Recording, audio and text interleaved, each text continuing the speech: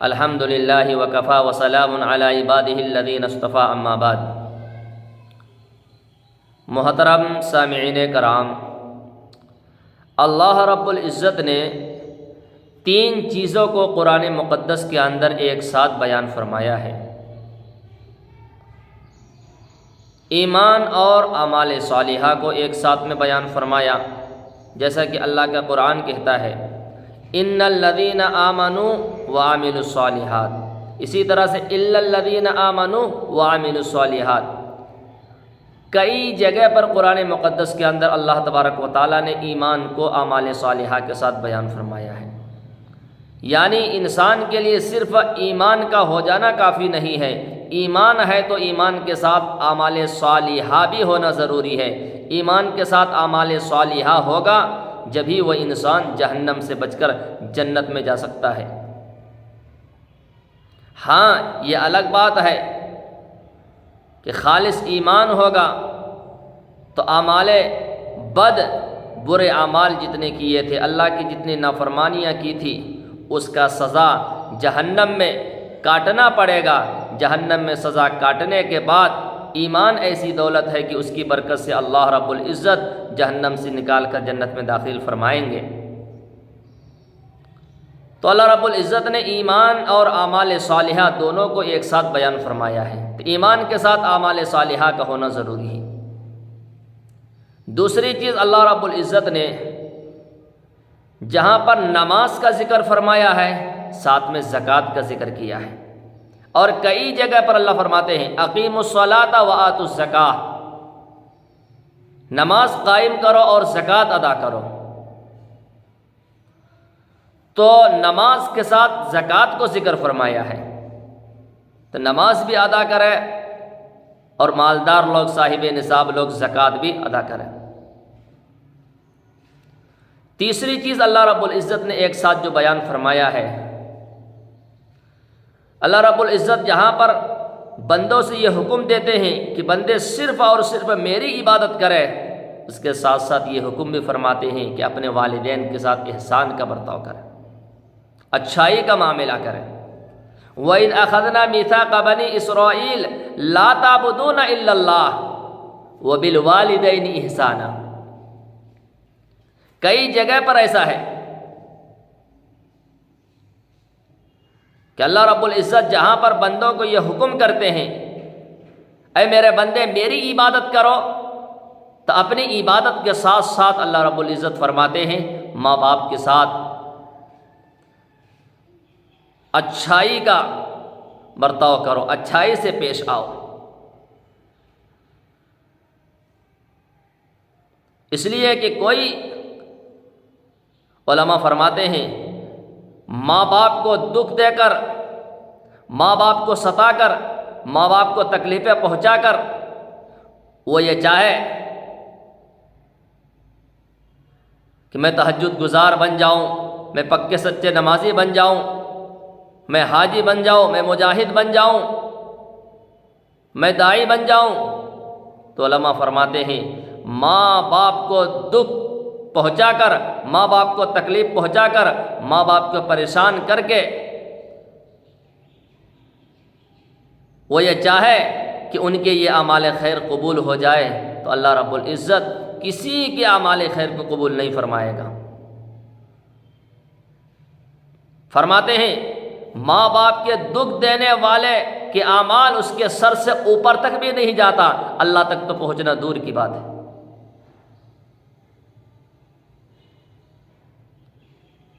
ماں باپ کی نعمت اتنی بڑی نعمت ہے کہ ماں باپ انسان کو زندگی میں صرف ایک بار ملتے ہیں۔ ایک مرتبہ ماں کی دولت ہاتھ سے چھن گئی تو پھر وہ دولت کبھی انسان کو نہیں ملتی۔ باپ کی دولت ہاتھ سے چلی گئی، پھر باپ کی دولت انسان کو کبھی نہیں ملیں گے۔ اسی لیے فرماتے ہیں کہ ماں کے چلے جانے کے بعد انسان کو دعا دینے والا کوئی نہیں۔ ماں باپ کی اتنی بڑی دولت ہے، بلکہ اللہ رب العزت دوسری جگہ پر فرماتے ہیں وَقَضَىٰ رَبُّكَ أَلَّا تَعْبُدُوا إِلَّا إِيَّاهُ وَبِالْوَالِدَيْنِ إِحْسَانًا۔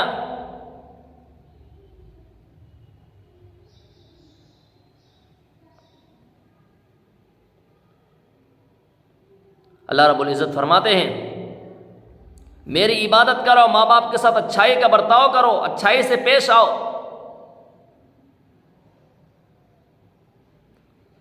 اما یبلغن عندک الکبر احدہما او کلاہما فلا تقل لہما اف ولا تنہرہما وقل لہما قولا کریما۔ ماں باپ کی خدمت کرو، اچھائی سے پیش آؤ، ان کا ادب و احترام کرو۔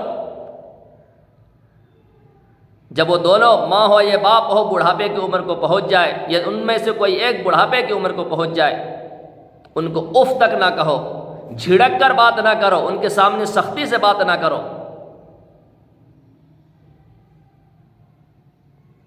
بلکہ ان کی تعظیم کرو، ان کی خدمت کرو۔ اسی لیے تو اللہ کے نبی صلی اللہ علیہ وسلم نے فرمایا ماں کے قدموں کے نیچے جنت ہے۔ یعنی اگر کوئی جنت کو حاصل کرنا چاہے، جنت کو پانا چاہے، ماں کی خدمت کرے، ماں کو راضی کرے، ماں راضی ہو جائے گی تو جنت مل جائیں گے، ماں ناراض ہے تو جنت سے دوری ہے۔ اللہ کے نبی صلی اللہ علیہ وسلم نے کیوں فرمایا کہ ماں کے قدموں کے نیچے جنت ہے؟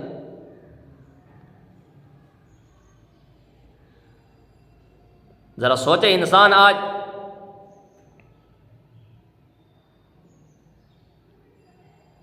تھوڑا پیسے انسان جب کمانے لگتا ہے،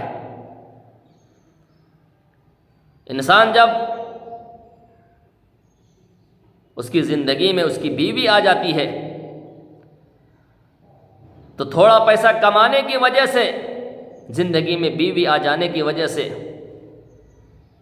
ماں باپ کے ساتھ برا سلوک کرتے ہیں۔ لوگوں ذرا سوچو،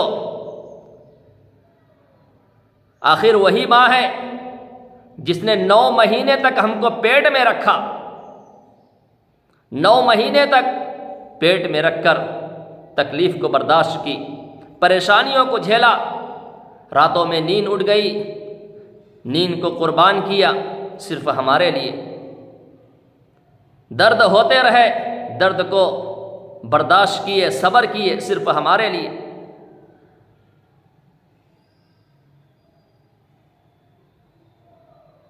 جب ولادت کا وقت ہوتا ہے، ہم جب دنیا میں آتے ہیں، اس وقت ماں پر کیا تکلیف ہوتی ہے، کیا گزرتی ہے، وہ اللہ ہی کو معلوم۔ میں نے علماء کی زبان سے سنا ہے اس وقت عورت کو جو تکلیف ہوتی ہے، عورت کو جو تکلیف ہوتی ہے، وہ تکلیف اگر عورت محسوس کر لے اور وہ تکلیف اگر عورت کو یاد ہو جائے تو پھر عورت زندگی میں کبھی دوسری اولاد کی خواہش نہیں کرے گی۔ تو پیدائش کے وقت جو تکلیف عورت کو ہوتی ہے، اللہ رب العزت اس تکلیف کو عورت کے اندر سے ختم کر دیتا ہے، اس تکلیف کو بھلا دیتا ہے اللہ رب العزت۔ وہ تکلیف جو محسوس ہوتی ہے، جو ہوتا ہے اس وقت، اس تکلیف اللہ رب العزت عورت کے اندر سے ختم کر دیتے ہیں، تکلیف کو، یاد کو دور کر دیتے ہیں۔ اسی لیے فرماتے ہیں اگر اس وقت، علماء کی زبان سے میں نے سنا ہے، اس وقت اگر کوئی عورت بچہ پیدائش کے وقت مر جاتی ہے تو ان کو شہادت کا درجہ ملتا ہے۔ پیدا ہونے کے بعد ذرا سوچے، ہم ماں کے کپڑوں پر پیشاب کر دیتے ہیں، ماں اس کو برداشت کرتی ہے، ماں خود بھوکی رہ کر ہمیں کھلاتی ہے، ماں بھوکی رہ کر ہمیں پلاتی ہے۔ اگر ہمیں اس وقت بخار آ جائے، ہمیں اس وقت کچھ تکلیف ہو جائے، ماں ہماری اس تکلیف کو برداشت نہیں کر سکتی، ہمارے بخار کو برداشت نہیں کر سکتی، ہماری طبیعت خراب ہے اس کو برداشت نہیں کر سکتی، ہمیں لے کر اسپتالوں کا چکر کاٹتی ہے، بار بار ڈاکٹروں کے پاس جاتی ہے تاکہ بچے کی طبیعت صحیح ہو جائے، بچہ ٹھیک ہو جائے۔ جب تک ہم نہ کھا لیں اس وقت تک ماں نہیں کھاتی۔ اولاد کی صحیح تربیت کے لیے، اولاد کی صحیح تعلیم کے لیے، بچوں کی صحیح رہبری کے لیے لاکھوں روپے تک قربان کر دیتے ہیں تاکہ ہمارے بچے ایک عقل والے بن جائیں، ہمارے بچے اچھا اخلاق والے بن جائیں۔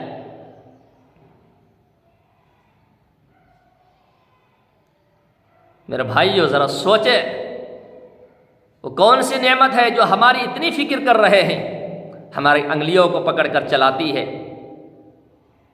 ہمیں گود میں اٹھا کر لوریاں گاتی ہے، ہمیں گود میں اٹھا کر ہم سے پیار کرتی ہے،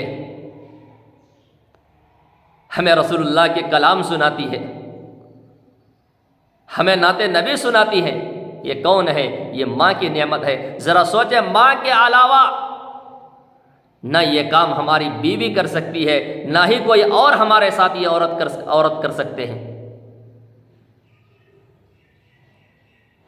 یہی نہیں بلکہ بچپن کے علاوہ اگر ہم جوان ہیں، جوانی میں بھی ہمیں کوئی تکلیف پہنچتی ہے تو سب سے پہلے ماں ہمیں یاد کرتی ہے۔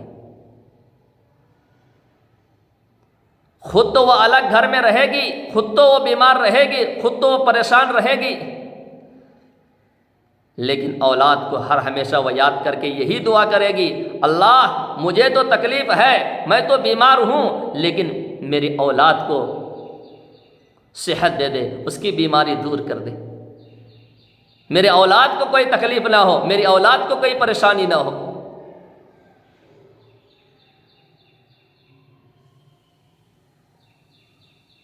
آج ہم ماں کو بھول گئے ہیں 2 پیسوں کے لیے، آج جو بیوی آئی ان کے لیے، لیکن ماں تو پوری زندگی ہمارے ساتھ ہے۔ جب ہم دنیا میں آئے اسی وقت سے ماں ہمارے ساتھ ہے۔ ہماری لائف میں پہلے ماں آتی ہے، ہماری لائف میں پہلے باپ آتے ہیں، بعد میں ہماری لائف میں بیوی آتی ہے۔ ایک صحابی کا واقعہ، حضرت علقمہ رضی اللہ عنہ جن کا نام ہے، صحابی رسول ہے، عبادت گزار ہے، تہجد گزار ہے، کلام اللہ کی تلاوت کرنے والے ہیں، سارے اعمال ان کی زندگی میں ہیں۔ ان کا انتقال ہوا، انتقال ہونے کے بعد آخری وقت ہے، انتقال ہو رہا ہے، زبان پر کلمہ طیبہ جاری نہیں ہو رہا، کلمہ پڑھنے کی کوشش کر رہے ہیں لیکن کلمہ پڑھا نہیں جا رہا، زبان پر کلمہ نہیں آ رہا ہے۔ بیوی بغل میں کھڑی ہے، کوشش کرتی ہے کہ پڑھے لیکن پڑھ نہیں رہی ہے۔ آخرکار یہ معاملہ اللہ کے نبی صلی اللہ علیہ وسلم کے پاس پہنچتے ہیں۔ اللہ کے نبی صلی اللہ علیہ وسلم کے پاس یہ بات آتی ہے کہ علقمہ رضی اللہ عنہ کلمہ پڑھنے کی کوشش کرتے ہیں اور زبان پر کلمہ پڑھا نہیں جا رہا ہے، زبان پر کلمہ نہیں آ رہا ہے۔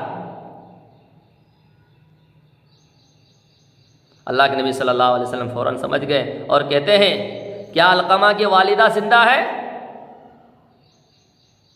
والدین زندہ ہے؟ تو فرمایا کہ والد کا انتقال ہو گیا، والدہ زندہ ہے۔ اللہ کے نبی صلی اللہ علیہ وسلم نے فرمایا فوراً ان کی والدہ کو بلاؤ۔ ان کی والدہ کو بلایا گیا اور ان کی والدہ سے کہا گیا کہ اماں، علقمہ کا تمہارے ساتھ کیا معاملہ ہے؟ تو اماں کہنے لگی، ان کا معاملہ بڑے یہ نیک دل ہے، تہجد گزار ہے، نمازی ہے، قرآن پاک کی تلاوت کرنے والے ہیں، روزہ رکھنے والے ہیں، اعمال خیر کرنے والے ہیں، لیکن ان کی ایک عادت یہ ہے، جب سے بیوی آئی ہے یہ بیوی کے بات سنتا ہے، میری بات کو رد کر دیتا ہے، بیوی کو ترجیح دیتا ہے، میری بات کو ٹھکرا دیتے ہیں۔ اللہ کے نبی صلی اللہ علیہ وسلم نے فرمایا، اماں تو علقمہ کو معاف کر دے، تو معاف کرے گی، زبان پر کلمہ جاری ہو جائے گا۔ کہنے لگے میں معاف نہیں کرتی۔ اللہ کے نبی صلی اللہ علیہ وسلم نے فرمایا، بلال لکڑیوں کو جمع کرو اور لکڑیوں میں آگ جلاؤ اور علقمہ کو اٹھا کر اس آگ میں ڈال دو۔ میرے بھائیوں اس جملے کو سنیے گا، اللہ کے نبی صلی اللہ علیہ وسلم فرماتے ہیں لکڑیاں جمع کر کے آگ کو سلگا دو اور علقمہ کو اٹھا کر آگ میں ڈال دو تاکہ جل جائے۔ جیسے ہی یہ سننا تھا، اماں کہتی ہے، یا رسول اللہ میرے بیٹے علقمہ آگ میں جلے گا؟ اللہ کے نبی صلی اللہ علیہ وسلم نے فرمایا، ہاں اماں، تو اگر معاف نہیں کرے گی تو تمہارا بیٹا علقمہ آگ میں جلے گا۔ یہ تو دنیا کی آگ ہے، ذرا سوچو جہنم کی آگ میں کس طرح سے جلے۔ اماں یہ سننا تھا کہ میرا بیٹا آگ میں جلے گا، فوراً کہتی ہے یا رسول اللہ میں معاف کرتی ہوں علقمہ کو، میں علقمہ سے راضی ہوں۔ ادھر ماں کہتی ہے میں علقمہ سے راضی ہوں، علقمہ کو معاف کرتی ہوں۔ ادھر حضرت علقمہ رضی اللہ عنہ اشہد ان لا الہ الا اللہ و اشہد ان محمد رسول اللہ کہتے ہوئے دنیا سے رخصت کر جاتے ہیں۔ محترم سامعین کرام، ذرا سوچے، ایک صحابی رسول ماں ناراض ہے تو آخری وقت کلمے سے بھی محروم ہے، آخری وقت ایمان سے بھی محروم ہے، اس لیے کہ اللہ کے نبی صلی اللہ علیہ وسلم نے فرمایا جس کا پہلا کلمہ لا الہ الا اللہ ہوگا اور جس کا آخری کلمہ یعنی موت کے وقت زبان پر لا الہ الا اللہ جاری ہوگا وہ سیدھا جنت میں داخل ہو جائے گا۔ تو ایک صحابی جن کے ماں ان سے ناراض ہے تو وہ بھی کلمے سے محروم ہو رہے ہیں، وہ بھی ایمان سے محروم ہو رہے ہیں۔ ہم بھی تو میرے بھائیوں انسان ہیں، ہم اپنے اعمال پر فخر نہ کریں، ہم اپنی عبادات پر فخر نہ کریں، ہم یہ نہ سمجھیں کہ ہم بڑے نمازی اور تہجد گزار بن گئے، ہم یہ نہ سمجھیں بڑے قرآن پاک کی تلاوت کرنے والے بن گئے، ہم یہ نہ سمجھیں بڑے حاجی بن گئے۔ ذرا سوچیں کہ ہم سے ہمارے ماں باپ کتنے راضی ہیں، ہم نے ماں باپ کو کتنا دکھ پہنچایا ہے، کیا تکلیف دی ہے۔ جب تک یاد رکھے جس کے ماں باپ ہیں ان کی خدمت کر کے ان کو راضی کرے، وہ راضی ہوں گے اللہ راضی ہوگا، اللہ راضی ہوں گے ہماری آخرت بنے گی۔ ماں باپ کو راضی کرے، اسی لیے تو اللہ رب العزت نے ہمیں سکھایا ہے کہ ماں باپ کے لیے ہم اس طرح سے دعا کریں، رب ارحمہما کما ربیانی صغیرا، رب ارحمہما کما ربیانی صغیرا، کہ اللہ جس طرح سے میرے ماں باپ نے ہم پر بچپن میں رحم کا معاملہ فرمایا، کرم کا معاملہ فرمایا، تو بھی ان پر رحم و کرم کا معاملہ فرما۔ اور ایک حدیث پاک میں آتا ہے، علماء فرماتے ہیں کہ جو شخص اپنے والدین کے لیے دعا کرے گا، جو شخص اپنے والدین کے لیے دعا کرے گا، اللہ رب العزت پوری زندگی اس کے رزق میں برکت عطا فرمائیں گے۔ ہمیں یہ چاہیے کہ والدین ہیں تو ان کی خدمت کریں، ان کی دعائیں لیں اور ان کے لیے ہم دعا کریں۔ جب تک ماں باپ ہے تو اللہ کی پکڑ سے ہم محفوظ ہیں، ماں باپ کا سایہ ختم پھر اللہ کی پکڑ ہم پر آ جاتی۔ موسیٰ علیہ السلام کا جب والدہ کا انتقال ہوا تو اللہ کے جانب سے وحی آئی، موسیٰ